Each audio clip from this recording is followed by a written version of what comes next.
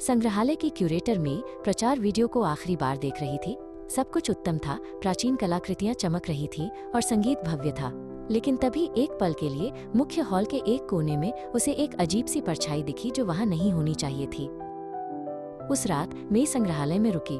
उसका दिल जोरों से धड़क रहा था। यहाँ कोई है, एक आवाज गूंजी। वो वेई था, रात का पहरेदार। मेई ने उसे परछाई के बारे में बताया। वेई को शक हुआ, पर मेई की आंखों में सच्चाई देखकर वो मदद करने के लिए तैयार हो गया। वे उसी जगह पर पहुंचे। वहां कुछ भी अजीब नहीं था। शायद ये सिर्फ रोशनी का खेल था, वेई ने कहा। लेकिन मेई को यकीन नहीं हुआ। उसने अपना कैमरा निकाला। चलो ठीक उसी तरह से एक और वीडियो बनाते हैं, उसने सुझाव दिया। अपने छोटे से कैमरे की स्क्रीन पर उन्होंने इसे फिर से देखा। परछाई एक इंसान की नहीं थी। ये एक लंबी पतली उंगली की तरह लग रही थी, जो एक पुरानी साधारण सी दिखने वाली स्याही की दवात की ओर इशारा कर रही थी। वे दवात के केस के पास गए।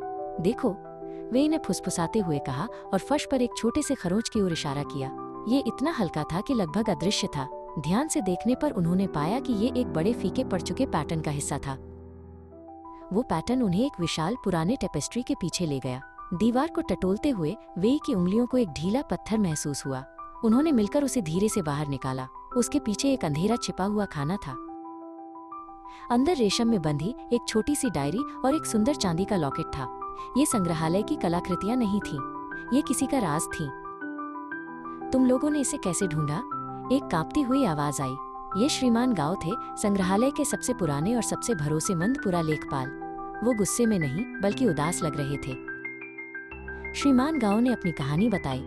वो डायरी और लॉकेट उनके दादा दादी के थे, माइनस एक सुलेखक और एक पहरेदार जो 100 साल पहले इसी संग्रहालय में प्यार कर बैठे थे। ये उनका गुप्त खजाना था। परछाई सिर्फ ढीले पत्थर से आने वाली रोशनी थी, एक सदी पुराने राज का संकेत। मैं इस कहानी से बहुत प्रभावित हुई। राज को उजागर करने के बजाय उसने दवात का राज नामक एक नई प्रदर्शनी बनाई। इसमें उस गुमनाम प्रेम कहानी को बताया गया। ये संग्रहालय की सबसे पसंदीदा कहानी बन गई और उस रात की परछाई ने मेई और वेई के बीच एक अनकही दोस्ती की शुरुआत की।